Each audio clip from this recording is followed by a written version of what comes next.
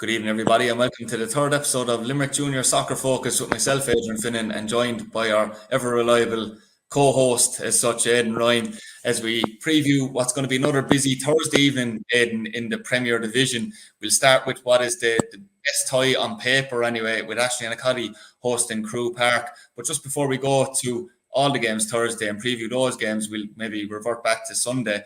Obviously, Crew Park didn't have any game on Sunday, Aidan, in kind of strange circumstances, I suppose, but it has happened Crew before, where there was damage done to a goalpost as both teams arrived, and the game could not take place at Crew with Crew Park and Pike. So not exactly the best preparation for Crew going into this game with Anacali either, or is it? You have to have a think about that one now, Adrian. It might be good preparation in that they have got an extra few days rest. I was at the game on their game there recently and against Bala, and it was a tough night for them. They did well to get a point out of it. They probably feel they should have got the 3, given they were 2-0 up, 3-2 up. But by the end of the match, I thought a lot of their players looked fairly tired and looked out on their feet. So the extra few days rest might have done them a power of good. A bit surprised maybe that Albert didn't get out the welder and do a job on the course while he was up there anyway, and maybe up a few bob for us and make it for Bob for himself. But it's a tough fix for them.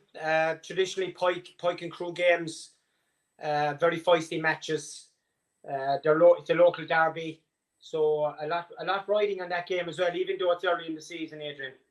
Yeah, absolutely. I know their opponents on Thursday, Crew, they travel to Ashling and Acadie. Ashling and Acadie will be hurting after their 2-1 loss to Ballinanty out in LIT. I know it was a game you were at as well, Aidan. So, were Ballinanty fully deserving of the victory, and will John Lyson be unhappy? Yeah, I thought Ballinanty were very good value for the win. Dominated probably 60-70% of the possession. Used the ball well, especially up to the last third of the pitch. And listen, that's the most important part of the pitch, the last third. Just maybe decision making let him down a little bit. A lot of young, experienced players on the pitch as well, Adrian. Some guys only learning their trade as such. Thought they played really well down, very solid in defence. 2 centre halves, Josh Adams and Aaron Costello. I thought they were outstanding, really, really good. Dara Hughes doing his usual 7 out of 10. Never lets the team down at right full. Liam Burns at left full. Solid. Did the basics. I was impressed with them. Took the chances when they availed of the chances when they came. I didn't think Ashling dealt well with the goals they conceded. One very, very poor error. Other than that, I thought Bala were full value for it. As I said, their dominance of the game, Adrian, wasn't reflected in the scoreline. That's probably the summing up of it. Yeah, absolutely. And I know there's been a lot of hype around Ashling and Acadie. We did mention that in one of our very first podcasts that we did before the season started in our preview piece. It's something that Anacadie are going to have to deal with, isn't there? Because there seemed to be, in general, after they lost the game, a bit of, jovial slagging of Ashley and Acadie, for the want of a better term, after losing just the one game. But it is something that they're going to have to deal with because they have recruited heavily and brought in a lot of quality. Yeah, well, that's the price you pay for improving your squad and bringing names out into the squad to try and make it stronger. I wasn't too sure about them Sunday. Now they didn't seem to have I'm not so sure what they were doing, Adrian. There was no plan of action in terms of playing through the lines or anything like that. Now, they did put in on a bit of pressure in the last 20 minutes. They were 2-0 down at that stage, and they seemed to go back to front and hit Shane Clark a lot. And it brought a bit of joy in that they got a goal back out of it. But their first shot on target, Adrian, I think around 70 minutes, Tony Whitehead had a shot from about 25 yards, real bullet of a shot, and hit the crossbar. But other than that, they weren't really a threat up to that. A couple of half chances, couple of breaks, but didn't really create a whole lot. Not a lot of creativity in midfield. Very ponderous with any sort of a build-up that was happening. And Bala made sure to snuff that out. I thought Aidan Hurley did a fantastic job for Ballinanty in the middle of the field in terms of that. And as I said, in the last 20 minutes, it was back to front. Some of the team didn't look fit to me. definitely have to work on fitness and in terms of how they play. I think they have to work in terms of the shape of the pattern of the play, because I didn't see a whole lot of that on Sunday. Maybe the discipline of the squad needs to be looked at as well. A couple of lads didn't look too happy being substituted. There have been a few queries, Aidan, as to where this game will take place out in Ashling. I don't have any doubts, but this would be my reason for it. There was reasons, people saying that Ashling and Collie might want to bring Crew Park to an AstroTurf surface, obviously, and you know what their experience. But to be fair, if you were to look at it, Shane Tracy, Shane Clark, Thomas Clark, and the likes would not be suited to that, you'd imagine, either. So there'd be no doubt, surely, that this would be played on their usual surface. I would think so, sure. I mean, why would you want to change that? I mean, you have a routine in terms of how you prepare a team, and part of the routine is where you play your games. So I think they'd be a bit more professional than that now, but in their approach, surely. Yeah, absolutely. I know that I've put in for a home win here, Aidan. What's your own verdict? I think it could be a draw, actually, Adrian. That's okay. That's how it pan out. I think the fact that Crew had a rest on Sunday will stand to them. I think they'll get the draw. Yeah, that could be a big factor in it. That moves us on to our second game to preview. We've got Pike Rovers versus Mungret. Obviously, as you said, Pike have now got the same rest that Crew Park have received after that game as well. They have 3 wins from 3 outside of that. A really big 5-0 victory over Janesborough. A professional job done by Pike in the end. Speaking to Robbie Williams afterwards, he was quite happy with it, to be fair. I suppose one thing he won't be happy with from the night is, considering they were winning 3-0, would be his striker, Aaron Murphy. Considering how short they are on options there, Aidan, was Aaron Murphy being sent off for a straight red card for a bit of petulance is what I probably would call it, to be fair. So that's something that would have annoyed Robbie, even though they won the game. Yeah, and it probably cost Aaron Murphy 3 games, I suppose, 3 or 4 games. This early in the season is not a good sign. And if you're trying to put down a marker to the manager in terms of replacing the likes of Conor Lang, you're not doing a good job of it by carrying on like that. You'd expect the player to show a lot more discipline than that. But having said all that, Adrian, Robbie did say to you that he 27 players signed, so I'm quite sure he'd have no problem finding a spot for somebody in the squad, given that he's that many players signed. Absolutely incredible number to have signed. It's two and a half squads. It's quite amazing, really, when you think of it, that you have the likes of Prospect pulling out of the Premier League because of a lack of players. And you've I'm not saying anything against Pike, but you've Pike and the likes having 26 and 27 players signed when you can only tog out maybe 18 or 20 on a given match day. Yeah, it is incredible, really. I know it's funny you bring that up, because during the interview, sometimes you'd pop in and out and you wouldn't maybe fully concentrate. You'd have to watch it back afterwards because you'd have your set of questions and the whole likes but to get through. But when people brought it to my attention afterwards, and I saw it myself about 27, it seemed to irk a few people, I must say, Aidan, that he had 27 signed. I know he wasn't. I know Robbie didn't seem like he was gloating. He was just happy to have that squad. But there was a lot of people that said, you've got squads there in maybe the Premier alone, never mind the lower divisions that are struggling to field teams, but Prospect go out of business effectively with their A team on the same night, and then 27 players signed. It brings me to another query that people have brought to my attention, and they'll remain nameless for now, but they've brought to my attention that would there be any merit in maybe producing a cap on a squad, maybe to 23, 24 players signed? Do you see any merit in that? Because obviously there is a huge gap between some teams, what they have, and other teams and what they're able to bring in. Yeah, the way football is going, I see merit in it, Adrian. We were actually talking about that. I was talking to a club chairman this morning about the very same thing, about capping maybe squads at around maybe 22. A lot of Premier squads now have B squads and they have youth squads as well, so it's not as if they're going to be short in terms of what they can bring up to the first team squad. It might spread the spread of the players out a little bit and help other teams around the leagues. Having said all that, you can't take nothing away from the teams that signed these players. And if you look back to Pike a few years ago, Mick Shields used to operate on a very thin squad, and there was a reasonable amount of success with it. But I've never been a believer in operating off a thin squad. I say 17, you say 22 or 23. Yeah. Be Williams.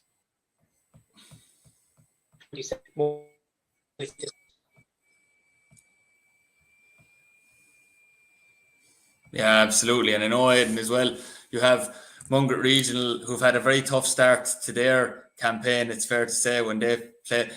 They've got 1 point. They got it against Kuna. It does look set, though. I know that actually Richie Burke was missing up to 11 players in that game, Aidan, for a number of different reasons. But he also had to call upon some players, maybe like some people call the evergreen Danny Galvin, who has played, for Mungret, hasn't played for Mungret A since the 1990s, we believe. So that's what he had to contend with, I suppose, for during the week. But early days, but it looks like it could be a tough campaign for Mungret. Yeah, and I'm sure Richie's kind of disappointed really with the start. Now listen, every point is precious in the league, Adrian, especially when you're considered maybe out of the top 4 or 5. Every single point you get will be precious, and I'm sure he'll be delighted one way that at least he got off the mark and there's something on the board. But he would have been targeting 3 points against Kuna. Let's not forget that. That's for sure. And Aidan, that brings us to the third game we have to preview, which is the Janesborough versus Fairview Rangers. That'll take place at Pearse Stadium. Obviously, Janesborough have had a tough week. They've had 2 5-0 defeats consecutively as well. I noticed that a very short bench for Shane O'Hanlon in both games. He has brought in a few players, Dean McNamara, Adrian Healy, Philip Naughton, just to maybe add a bit of experience to the team. But I mean, he couldn't have picked a worse fixture after having 2 5-0 hammerings than Fairview Rangers at home. Yeah, it's going to be a tough week for Janesborough. Look, we've spoken about it already, Adrian. Shane is going to need to bring in definitely 4, 5, 6 more players to solidify that squad. The squad is very young, and then you have a gap to where you have the likes of Philip Naughton and Adrian Healy coming in, guys that are well in their 30s now. So he's going to need to find a middle ground there to help that squad along. A lot of decent young players now. I watched them in the first game against Prospect, albeit a weakened Prospect squad, but a couple of the youth players that played were quite impressive. But they're going to need guidance. So he's going to need to get in players as soon as possible. It's going to be a tough night for him against Fairview, given that Conor Ellis has finally started to bang in the goals. I think it's 4 now, isn't it? Yeah. We did mention that and I mentioned that to Paul actually after the game, Aidan, what you had said yourself about the approach that you feel that Fairview Rangers are definitely still in the market for new players. He kind of rebuffed that a tiny bit by saying that because the B team players are playing at Premier A standard, that he doesn't feel like he has to sign a huge squad and that he can rely on them. I assume you're probably not taking that at face value. Well, he's making a fair enough point, and we did say the last day that those lads are playing in Premier A, which, look, it's a decent standard. It's just below that Premier level. I was looking at the Fairview squad, and I think he's a bit short in defence. I think he needs 2 players still there, and I think if those 2 players of high quality become available, I think he will go after them. Fairview are looking at winning the league this year. It's vital for the club. We spoke about that in the first podcast, Adrian. It's got the goal, and I would think that that's what he'll be looking for, is to get in 2 more high quality defenders there to supplement what he has already. Yeah, absolutely. I know Regional on the day when I was at the game seemed to, I would say, maybe play into Fairview's hands, in that they gave Andy Cowper and Tommy Frawley a lot to do, Aidan, in terms of they played the wing backs really high on the day, and they were isolated against 2 of the best dribblers and paciest players in Darragh Rainsford and Conor Coughlin. So it was a very tough day for those 2 lads in particular, and they had a very young Conor Finn in the centre of the 2 players up against Conor Ellis, and he had a very tough job in marshalling a player who's played at League of Ireland standard. He obviously scored a hat-trick. Just because of the midfield and the strikers that they have, the front 3, like you mentioned before, the goalkeeper, and even though maybe the defence, this jury is still out, obviously, because of the unfamiliarity of the defence to people in general and to each other. But would you, at this stage, put Fairview as slight favourites in the early stages for the league? Haven't seen enough of it. I haven't seen them play myself now, Adrian. I'd like to see them play. But if you look at the personnel they have, you would have to think that they'll be up there as joint favourites really with Pike for the league. You can never discount Pike, the way they're set up and the DNA that's in Pike. We year in, year out, they're always there. I do think myself that if Fairview can add to the squad in terms of the defence, given what I've seen of the makeup of the squad, and maybe Paul looks at, I presume they played 4-3-3, Adrian, did they? Yeah. Yeah, that's fine, but I have reservations about that formation, especially playing it in a whole season. I think he might have to look at different formations for different games, especially against teams in the top four, which is something maybe that Jason didn't do last season. And I think you'll have to look at that long term. Yeah, and I know, going back to Jamesborough, obviously we mentioned already that Mungo Regional will be in for a tough season. We know Jamesborough will be in for a tough season, but you know, Shane O'Hanlon coming back, one thing he'll be desperate to do is avoid being, relegated with Jamesborough. That'll be something that the club will obviously want to avoid at all costs because of the history that they have in the Premier and never really been involved in relegation battles as such, even in the last couple of seasons. Yeah, well, nothing is a given. You can never say never in football. No one's too big to go down. Yeah, they have a fantastic tradition in the Premier League. I do feel myself that Shane will get in the players necessary to make sure they avoid that. But you have to get it, and then when you get them in, they have to do the business on the pitch for you, and they'll be looking at the games in and around them. It looks like the likes of Coon and Charleville, Mungret, they'll be looking at those games. They'll be needing to pick up points in those matches. Yeah, definitely. And brings us now to Kuna United against Regional. It's not played at home for Kuna as such due to the drainage works, Aidan, at their home ground. It's still being played in Thomond Community College, which I know you were at for one of the games against Crewe Park, actually. But I know they are desperate to get back to their home ground because obviously if you are going to be down towards the bottom half of the table, which on paper it looks like those two teams will, you want your home advantage. That's for sure, to make it difficult for teams. Kuna got their point against Mungret. From what I believe, they shaded it in terms of chances to go and win the game on Sunday, but obviously didn't manage to do that. Jerome Oils back amongst the goals as well, scored, and we know how important that's going to be as well, Aidan, for them. I know you've been close to a few in the Kuna camp. Have you had what's the feeling like in the Kuna camp in the early stages of the season? Yeah, well, I think they accept it's going to be a difficult season for them, Adrian. My biggest fear for Kuna is their defence. I just think the problem for them will be the concession of goals, and it's something they'll need to work on. Now, obviously, Sunday there was a big improvement in that. Good to see Ger back, regular goal scorer, gives 100% every game he plays. He'll chip in with a few goals. Again, they'll be like Jamesborough, looking at the teams around them, seeing what they can pick up. I think it's a game where Regional could pick up the 3 points myself. The pitch that they're playing at the moment, Coon, is a fine, big open pitch. Yeah, Adrian, you're looking at that Regional team with Jack Arab back in it, proven goal scorer. Had he spell a treaty, I would assume he's going to come back in excellent condition because of the obviously the training that he would have got up there. So his conditioning should be quite good. You've also Kieran O'Connell possibly playing in midfield or playing close behind him, who will always chip in with a few goals, and of course he's a major threat on set pieces. Ross Fitzgerald in the middle of the field, good ball player, can create stuff for them. I think it'll be tough for Kuna to get anything out of the match, to be honest with you. Yeah, I know it's going to take time, obviously, for Sean Russell, to implement his ways and his style maybe on a squad with the likes of, the two Cowper brothers. You've got Kieran Conlon, Ross Fitzgerald, who've been used to maybe the same manager for the last few seasons. But, looking at the fixture, Sean Russell will know that, 3 points is probably a must if they want to be making that top six. Absolutely. I think he'll be targeting the 3 points.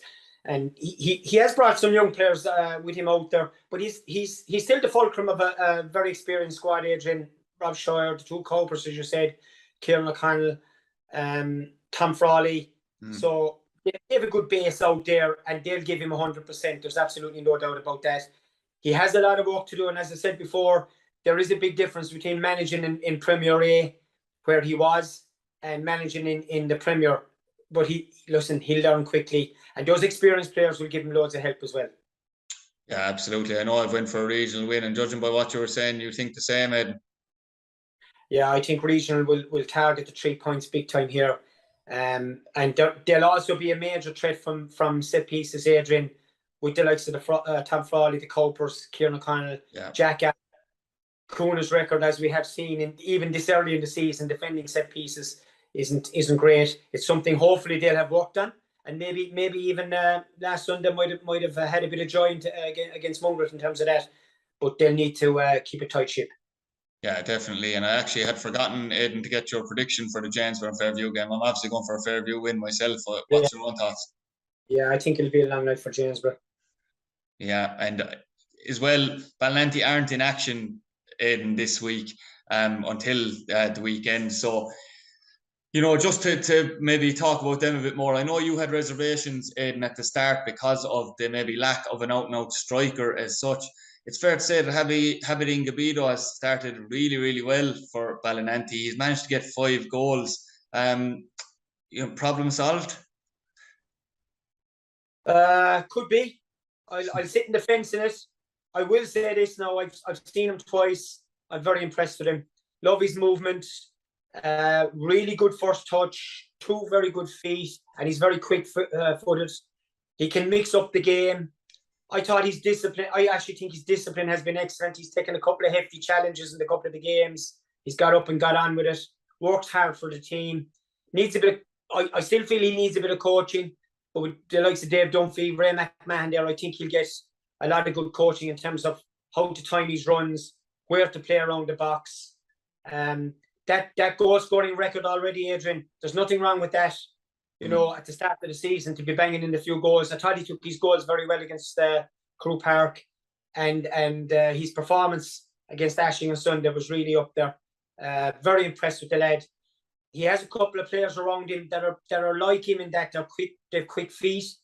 The 2 wide men for Bella and the guys that have been coming on like Dylan Higgins, young Boris Power, you've Adrian Power, people that are quick-footed, have a bit of pace about them.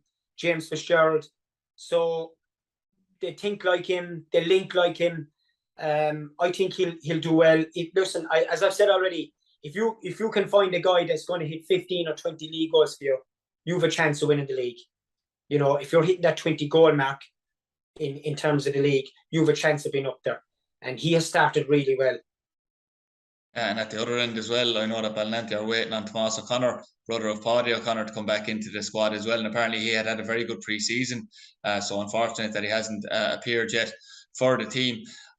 I know Ballinanty for years, Aidan, have had a fearsome reputation in terms of maybe some people said it was actually ill-discipline, even going into the end of the last decade. But to be fair, since Dave Dunphy has, taken over, have you been impressed with? There seems to have been a marked improvement in that. Well, certainly at the start of this season there has. I saw him a few times last year, and there was glimpses of him discipline at times. Even though they had a fantastic season last year, you've got to hand it to him. 3rd in the league, winning the Louis Cup, being competitive in everything. This season, definitely a marked improvement. But I would also say to you, Adrian, there's been a turnover of players there. And the new lads coming in have a really good attitude. I like their attitude on the pitch. Very competitive, well organised, enthusiastic, working hard for each other, on and off the ball. And you also still have a couple of experienced players there who seem to have that hunger, like Dara Hughes, Aidan Hurley, Adrian Power, have that hunger to succeed. And I think they'll help the young lads as they go along. Plus the fact that the manager himself is a very experienced man. So it's looking good for Ball at the moment. At the same time, they did lose that first game to Pike, who are arch rivals, and that'll be at the back of their minds as well. But they're doing their best to raise that already with a couple of victories. So it'll be on to the next game for them, concentrating, getting the 3 points and staying in touch in the league. Yeah, absolutely. And another side I wanted to discuss was Nina. I mentioned it to their manager, Killian Fitzpatrick, at the weekend, that since me and you raised concerns about their goal scoring, they've went and scored 9 goals and had 2 very comprehensive victories. So he was very happy with that. Yeah, the team talks will be nice and easy before the start of the stage, won't you? They'll be talking about Finnin fella and that Ryan fella. Talking about that. They said you can't score goals. listen, Hopefully, it means that we're getting some traction. yeah, it's fantastic. It's great to see teams getting victories like that, going out and playing. I mean, that was an impressive victory against Jamesborough. No matter what kind of a team Jamesborough, you can only head out. You can only play what's in front of you. And obviously, from what I've heard of the game, Nina were well on top. James were in the game for about half an hour. Nina got on top of it. And listen, when Nina get a goal, or years ago when Nina got a goal or two and they settled down, some of the football they played was out of this world. It was fantastic. And I've no doubt that's still out there. They were always a good football side. So that victory will have given them loads of confidence. A 5-0 home victory against Jamesborough will have given them great confidence. And it's a vital 3 points for them. Yeah, absolutely. And I know they do have ambitions, Aidan, which is something that you picked out. Would managers have ambitions? But I know from speaking to them, they have wholesome ambitions of making the top 6 again this year, which is great to hear considering how hard of an experience they had when they got to the top 6 last year. So at least they want to go and give it another go again. They have Charleville 6:45 on Thursday night. Charleville obviously getting a recent win as well, against Mungret, which was huge for them as well. So, but Charleville obviously will be looking at this, midweek tie, saying they need to make home advantage count, which we have discussed before. Yeah, very important game for Charleville. They've been affected by the GA. Obviously, they've been missing a couple of players. I've seen their team sheets, and a couple of lads that would normally be there haven't been there because of their GA commitment. So they'll be hoping to get them back as quick as possible. They'll be delighted with the result in Mungret, Adrian, down to 10 men, came back, got the penalty to win the match. Great result for Adam Castle and the troops out there. Difficult game from against Nina though, and Nina will be going out now full of confidence after their victory over Jamesborough. Going to sit in the fence on that. I think it'll be a draw. Yeah, I do agree with you there. I have went for a draw myself. Quite a hard one to call, especially in a midweek fixture where you don't know what teams have at this stage of the season and the turnover. Aidan, on a final note, and it's something we discussed at length, obviously, in the last podcast, the demise of Prospect Priory. One thing I suppose we didn't discuss is probably the ramifications it has for the league in general now. Look, there's no doubt about it, Aidan, they're probably going to finish Prospect, no matter what they had out there in terms of the squad, probably going to be in the bottom 6 like they were last season, but we just don't know where. I know it's hard to call from right now, but I suppose it gives credence to your argument that maybe this top 6 and bottom 6 isn't great, particularly now when you only have 11 teams. I mean, it really is a headache for the league now. I mean, one of the bottom 6 is always going to be without a game. You're only going to have 2 fixtures in it every week. There's only 5 teams competing. Now, it does make a massive difference in that section of the league now. Yeah, it does make a massive difference. And I suppose the big thing about it takes from the competition of that bottom 6 now. Now, some teams will look at it and saying, well, there's one team gone. So we've only one more place to worry about. Yeah, and they might look at it like that. But listen, in the long term, this is doing our league no service at all. I've had calls, Adrian, from outside of Limerick, non-stop all week about this. I've had calls from Galway, Kerry, Cork, Dublin, Kilkenny, Wexford. I've had phone calls and texts about what has happened Prospect in terms of them pulling out so early out of the league. We said it before, the optics aren't good. It's very unfortunate. This is our Premier League, like. This is what we need to be marketing our league, our 12 teams in the league. And unfortunately, we've lost one already, a couple of games into the season. It's very disheartening to see it. And like you say, I don't think it does the bottom 6 any good. Takes some of the competition of it. That run of games you need, if you build up a little bit of momentum, is gone because you won't have that game you were due. So look, long term, it's not looking great.